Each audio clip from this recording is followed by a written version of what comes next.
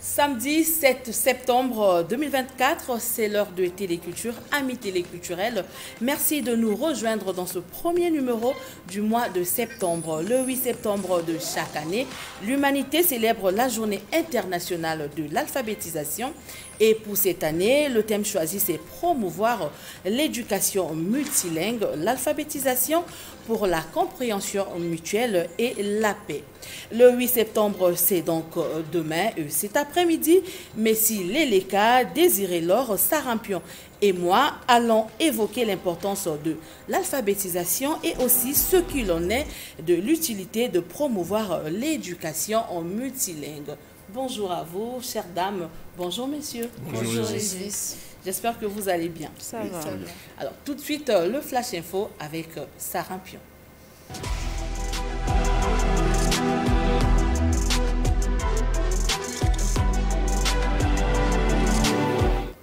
Amis téléculturels, bonjour. Le Flash Info, c'est aussi la spiritualité. Le premier guide national du mouvement raélien, Léonaël Kikomo, n'est plus. Il a tiré sa révérence le 2 septembre dernier. Qui était Léonaël Kikomo? Réponse dans ce portrait à titre posthume signé Marina Lutongo. Rue Biébié, quartier Kingouari, dans le premier arrondissement de Brazzaville, Makelekele. C'est ici que les Raéliens du Congo se recueillent. Le souvenir encore frais de Léonaël Kikomo, que la mort arrachait à la vie le 2 septembre dernier.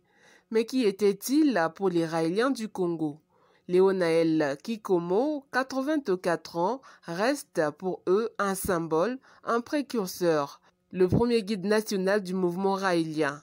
Mouvement que lui-même intégrait en 1979. Et c'est 10 ans après son adhésion qu'il sera nommé guide national, précisément en août 1989, une fonction qu'il a assumée pendant 9 ans, soit de 1989 à 1998.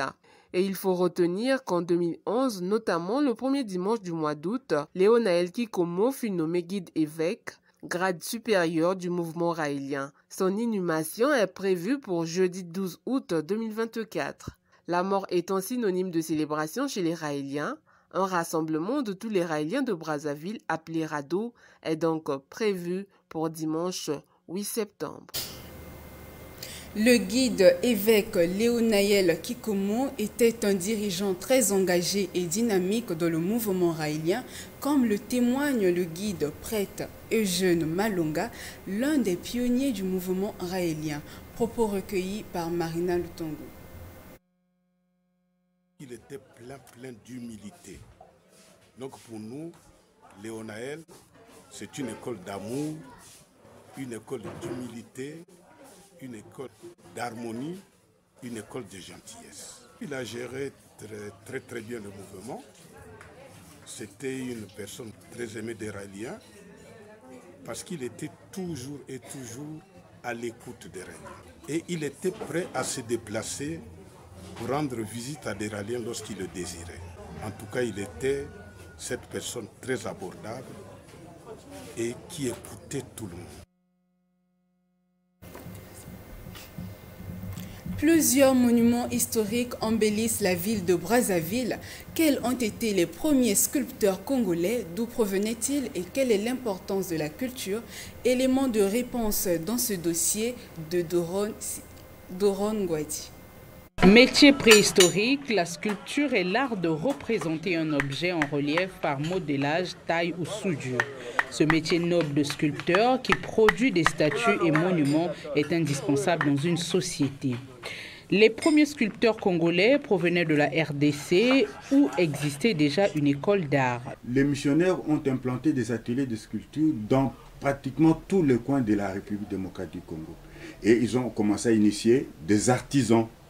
Nous allons parler de Mayola, qui était un sculpteur sur bois et qui a été entouré par 2 élèves notamment Massengo Grégoire et Benoît Konongo, celui qui a eu à former les deux que nous connaissons actuellement.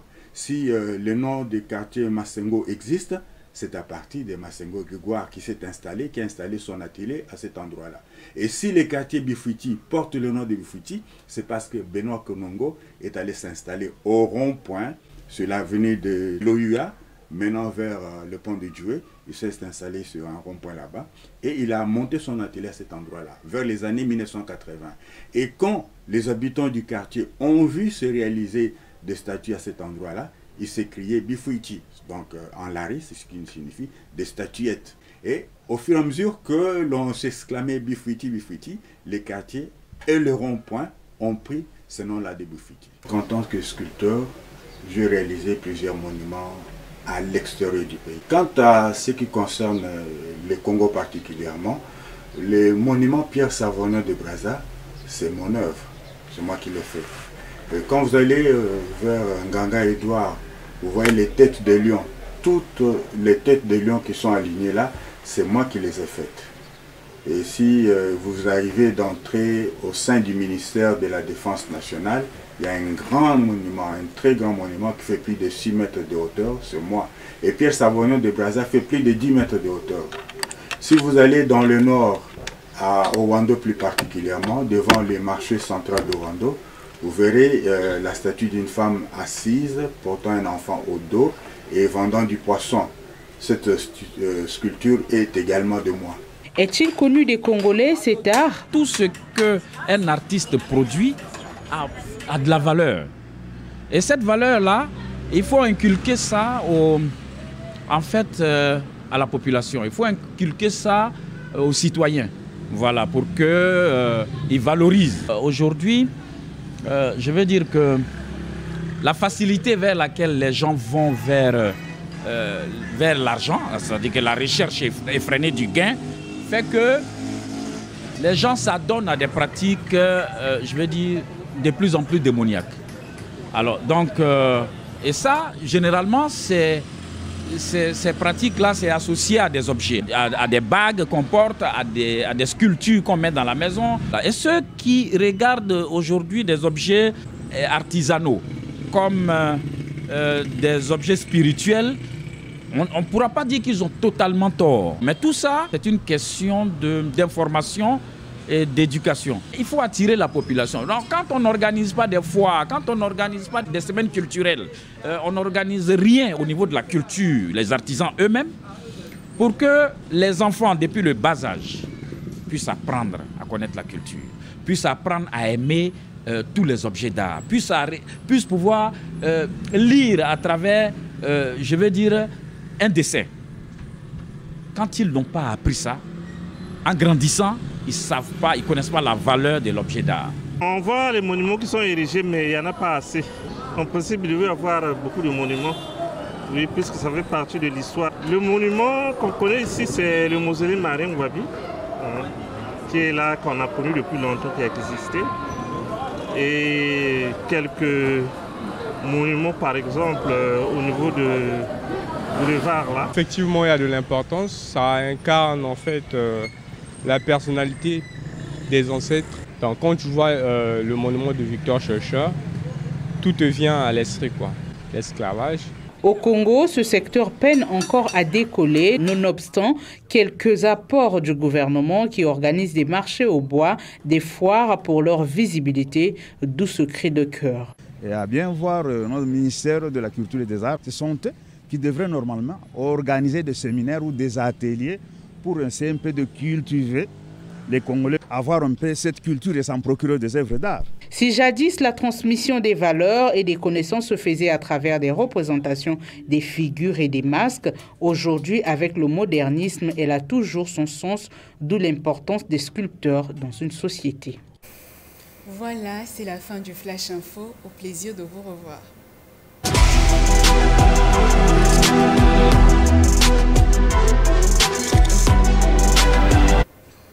Merci à toi, Sarah Pion. Je l'ai dit il y a peu, la journée internationale de l'alphabétisation se célèbre demain, 8 septembre 2024, sous le thème « promouvoir l'éducation multilingue et la compréhension, pour la compréhension mutuelle et la paix.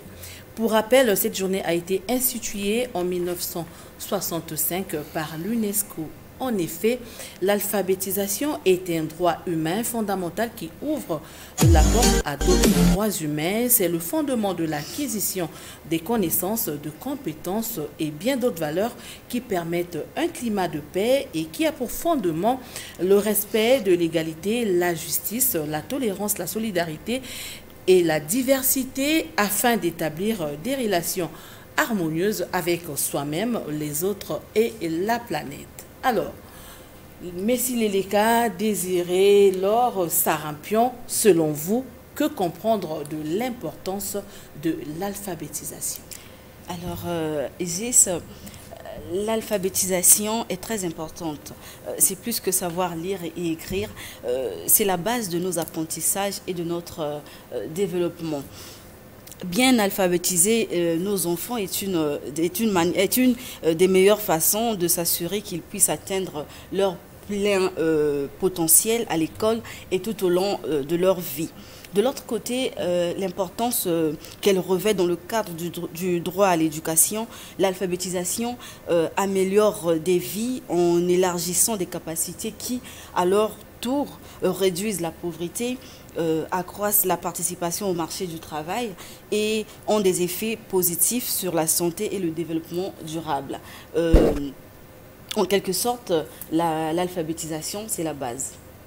Tout à fait, je suis d'accord avec ce que dit Désiré Lorisis, parce que quand on est alphabétisé, on est important dans la société, on est considéré, on a plus de valeur. Je pense que oui, je veux me mettre sur la même perspective que Désiré et Sarah. L'alphabétisation est essentielle pour le développement personnel en premier lieu et en deuxième lieu pour le développement socio-économique car elle permet aux individus de participer pleinement dans leur société, d'accéder à l'information, de défendre leurs droits, parce que qui peut défendre son droit n'est que celui qui sait lire, qui sait écrire, voilà, qui a ces compétences-là. Et donc, une population alphabétisée est plus apte à contribuer pour le développement durable d'un pays. Voilà. Alors, vous convenez avec moi qu'au Congo, l'alphabétisation prime sur l'analphabétisme. Cependant, elle existe toujours de nos jours. Alors, quelles en sont les causes? Plusieurs facteurs sont à l'origine de l'alphabétisme. Entre autres, nous pouvons citer des facteurs naturels comme les inondations. Et je prendrai l'exemple de la zone de Mosaka, qui est très souvent frappée par des inondations et qui pénalise certains enfants d'aller à l'école, d'aller apprendre et tout. Je pense que ce facteur-là est un facteur très primordial, que je dirais, très primordial, parce que ces périodes d'inondation sont à longue durée. Donc, au-delà de tous les autres facteurs dont je ne vais pas peut-être citer maintenant, mais nous pouvons retenir celui-là. Alors, comme l'a dit Leleka, les causes de l'analphabétisme sont multiples et vont au-delà des carences de l'école et des troubles d'apprentissage. Elles mélangent de préjugés sociaux, pauvreté, précarité et problèmes familiaux. Eh bien, outre ce que mes confrères ont eu à citer, Isis, il faut aussi retenir que l'abandon scolaire également est une cause de l'analphabétisme. Et aussi, il y a aussi ce problème-là du fait qu'il y a certaines familles démunies qui n'ont pas la possibilité de scolariser leurs enfants. Mais on constate aussi dans nos sociétés qu'il y a des parents démissionnaires, des parents qui ne suivent pas la scolarité de leurs enfants. Effectivement, il y a des parents démissionnaires qui ne manifestent pas la volonté d'inciter et d'épauler les enfants à la scolarisation, dû parfois à la distance, surtout dans les zones rurales où ces observations sont très fréquentes. Il y a l'incapacité de payer parfois les kits scolaires en début de rentrée scolaire, scolaires par le manque de moyens financiers, surtout dans les familles démunies, le manque de volonté de certains enfants qui s'explique par la paresse, la négligence et bien d'autres. Voilà. En conclusion, je vais ajouter que la meilleure promotion de l'alphabétisation, il faut ajouter aussi la remise des kits scolaires qui feront d'office un élément de motivation et d'encouragement pour certains enfants, comme le font certaines associations, peut-être proches de la rentrée. Ils distribuent des kits scolaires aux enfants qui ont des parents qui n'ont pas la possibilité de leur acheter ces kits. Sur cet aspect-là, moi j'aimerais bien profiter d'attirer l'attention des parents parce que les parents démissionnaires, je dirais en quelque sorte irresponsables, parce que j'aimerais bien savoir, il y a certains parents qui ne savent pas c'est quoi concrètement être responsable ou bien prendre ses responsabilités vis-à-vis d'un enfant. Parce que certains parents pensent que prendre des responsabilités, c'est payer la scolarité, c'est payer les kits scolaires. Et ça s'arrête là. Alors qu'il s'ajoute encore à ce sujet le suivi. Le suivi, comment dire, du processus scolaire de l'enfant. C'est très important. Or, plusieurs parents se disent qu'ils sont responsables. Moi, je dis qu'ils ne sont pas responsables de leurs enfants. Ils sont irresponsables. Il ne suffit pas seulement de mettre, par exemple, des pains dans un four afin que nous puissions avoir du bon pain. Mais il suffit de les mettre dans un four et de les surveiller et de les retirer de ce four. Effectivement, il y a des parents qui ne connaissent pas les moyens de leur enfant. L'enfant peut-être redouble la classe, le parent est ignorant. Donc l'enfant peut acheter les notes à l'école, le parent ne connaît absolument rien. Donc les parents doivent prendre conscience et accompagner les enfants. Eh bien, c'est déplorable, c'est le constat que nous faisons dans beaucoup de familles. Mais Isis, il faut dire, il y a ces parents qui avancent comme raison. Il y en a qui sont peut-être qui ne sont pas alphabétisés. Ils se disent qu'ils ne peuvent pas vérifier les cahiers, les devoirs de leurs enfants. Mais il y a une possibilité, c'est qu'au moins vous allez suivre si votre enfant va régulièrement au cours. Si vous ne savez peut-être pas lire, mais vous avez ce moyen-là de vous assurer qu'il suit régulièrement ses cours. Et puis, il y a un dernier point que j'aimerais bien souligner, les affiliations entre les parents et les enfants peuvent aussi pousser l'enfant à commettre certains actes qui ne sont pas judicieux. Je m'explique. Vous voyez, lorsque l'enfant constate que maman ou bien papa est trop bon avec lui, l'enfant se donne un droit de veto. Et sur le plan scolaire, il peut se dire, ben voilà, demain je n'irai pas à l'école, on ne me fera rien. Et effectivement, il y a dans certains ménages, on retrouve de tels cas. Et pour le parent, qui est conscient que l'enfant ne va pas aller à l'école, peut entraîner certaines conséquences. Mais voilà, il suit la volonté de l'enfant. Alors que là, c'est aussi une manière de favoriser... C'est en quelque sorte le manque d'autorité. Évidemment, évidemment. D'accord. Alors, promouvoir l'éducation multilingue, c'est le thème retenu pour cette année. En quoi l'éducation multilingue serait-elle avantageuse dans le système éducatif? Alors, Isis, l'avantage est que cela permet d'être plus compréhensif, avoir de l'empathie, de développer un esprit critique et de pouvoir apprendre davantage.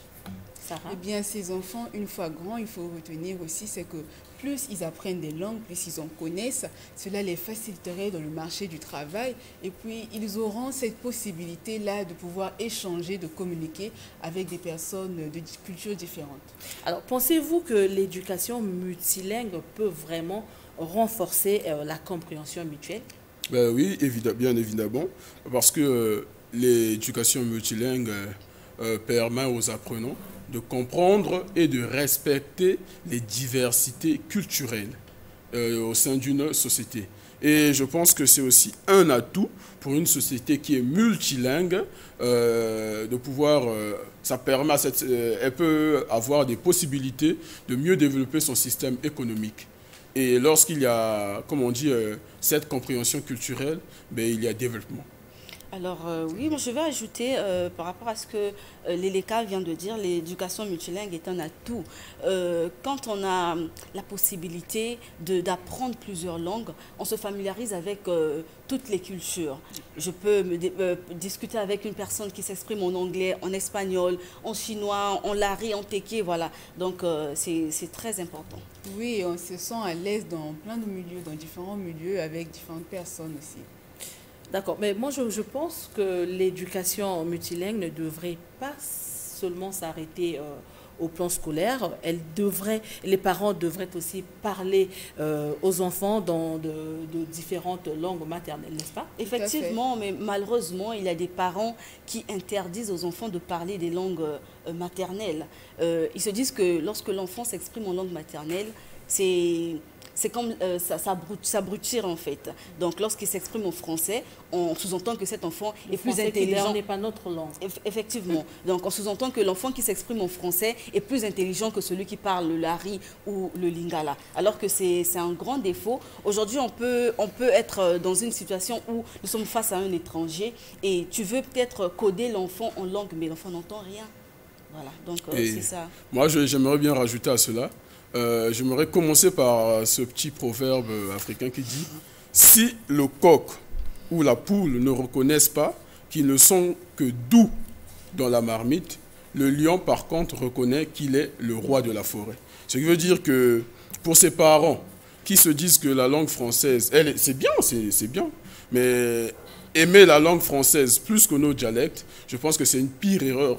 C'est une pire erreur parce que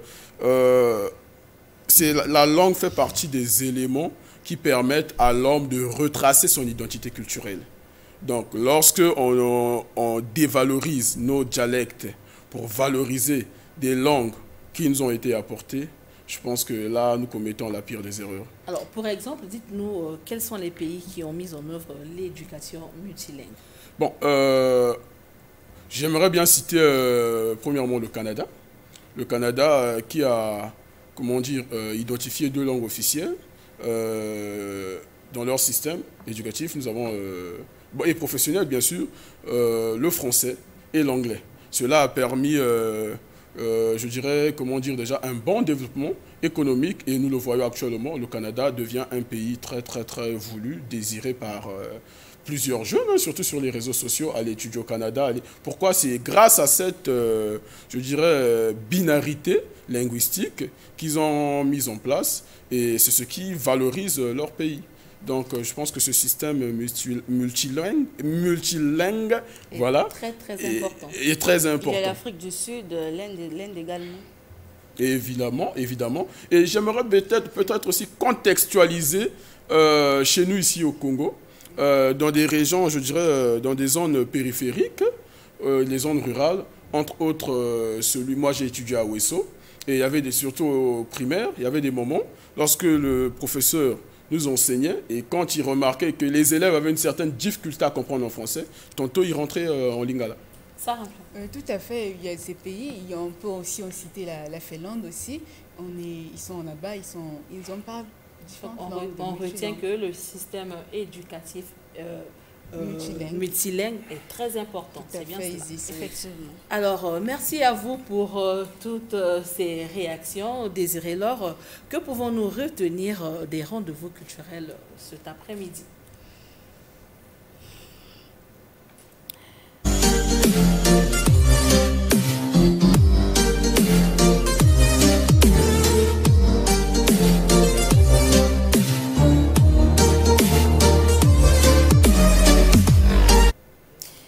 Téléculturel, bonjour. Voici pour vous quelques rendez-vous de notre agenda. La 7e édition du Festival populaire et international des musiques traditionnelles Feu de Braza ouvre ses portes aujourd'hui à la mairie de Filou, dans le 7e arrondissement de Brazzaville. Cette 7e édition, qui prévoit entre autres spectacles, formations, conférences, réseautage et un village touristique, connaîtra la participation de plusieurs pays comme la France, l'Égypte, la RDC, le Bénin, la République centrafricaine, le Tchad, la Côte d'Ivoire, le Gabon, le Sénégal et le Cameroun. Ce samedi 7 septembre toujours, précisément au Palais des Congrès, l'heure sera à la comédie. Le duo magique d'Ali Cardinal et Franche Béni livrera tout à l'heure à 16 h un grand spectacle d'humour dénommé « Rayon pour bannir les mots ». Dans le volet religion, du 11 au 15 septembre prochain, le centre évangélique Le Bon Berger, assemblée de Mfilou, organisera une campagne d'évangélisation autour du thème « Mais j'ai obtenu miséricorde ». Tout ceci se passera au 55 rue Mounoko, quartier Mououmi, arrêt Mamartine, de 15 h à 18 h. La première édition de la conférence, c'est l'œuvre du Dieu de ton Père qui t'aidera et te bénira, se tiendra du 17 au 19 septembre prochain. Une initiative de la grande communauté des élus de la Victoire, assemblée de Brazzaville, située au quartier Kazis, en Congo. Outre cette conférence, il sera organisé au sein de la dite église une campagne d'évangélisation du 19 au 22 septembre. Thème « Où est le Dieu d'Élie ?» Pour terminer, à l'Institut français du Congo, il se tiendra le 18 octobre prochain une journée exceptionnelle dédiée au cinéma. Objectif visé, favoriser les échanges entre les professionnels du 7e art, échanger des idées et explorer toutes les étapes de la création cinématographique, de l'idée à la réalisation. Ça sera autour de 14 h. Merci à vous d'avoir pris note. À samedi prochain pour d'autres rendez-vous culturels.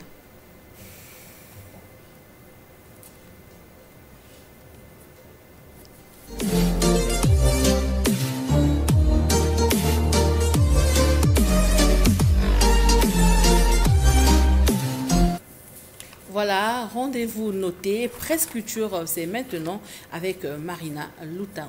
Suivez. Fali Ipupa, prête à électriser la dernière voie. C'est ce que titre les dépêches du bassin du Congo, parution du 5 septembre. À la page 5, nos confrères écrivent « La star de la rumba congolaise rejoint le jury de la dernière voix, un concours musical panafricain qui a lancé sa deuxième édition le 5 septembre sur A+. Le légendaire partagera son expérience comme coach pour dénicher les pépites vocales du continent, conclut le journal. Musique toujours. Africa News, dans sa parution du 2 septembre sur son site, revient sur le concert de l'artiste musicien Fabregas à Paris, samedi 31 août dernier. Le journal souligne, je cite, « Fabregas, le métier noir, s'est produit au Casino de Paris devant ses fans. L'artiste congolais, connu par son style meulant, rumba et influence moderne, a offert une prestation appréciable. » En religion, les dépêches de Brazzaville, parution du 3 septembre 2024, parlent du culte d'installation du nouveau président de l'église évangélique du Congo, le pasteur Guy Loko Elenga. C'était dimanche 1er septembre 2024 à Matimou lors de la clôture du 26e synode. Page 6, on peut lire « Le nouveau président de l'EEC place son mandat sur le thème « Tous pour une vraie identité évangélique et protestante ». La situation économique et financière de l'église évangélique du Congo est préoccupante. Plusieurs défis attendent le nouveau président de cette église, signale le quotidien. Monseigneur Anatole Milandou célèbre son jubilé d'or de vie sacerdotale.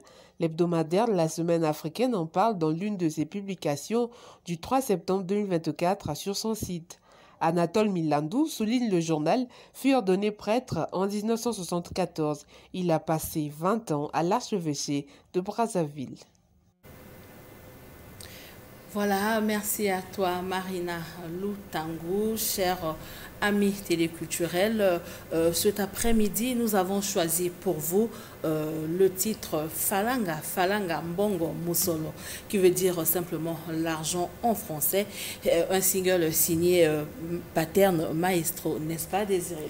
Effectivement, Falanga est un single signé Pattern Maestro, une reprise du grand chanteur Pamelo Muka de Boalaye Mambu.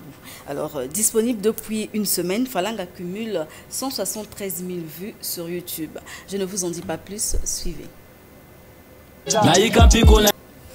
Voilà, c'est la fin de Téléculture, mais retenez cette citation de Roger Bacon qui dit, je cite, « La connaissance des langues est la porte de la sagesse, alors soyons donc multilingues et promouvons l'éducation multilingue au profit de nos enfants. » Merci à vous pour votre belle attention. On se retrouve le samedi prochain avec le même plaisir. Au revoir.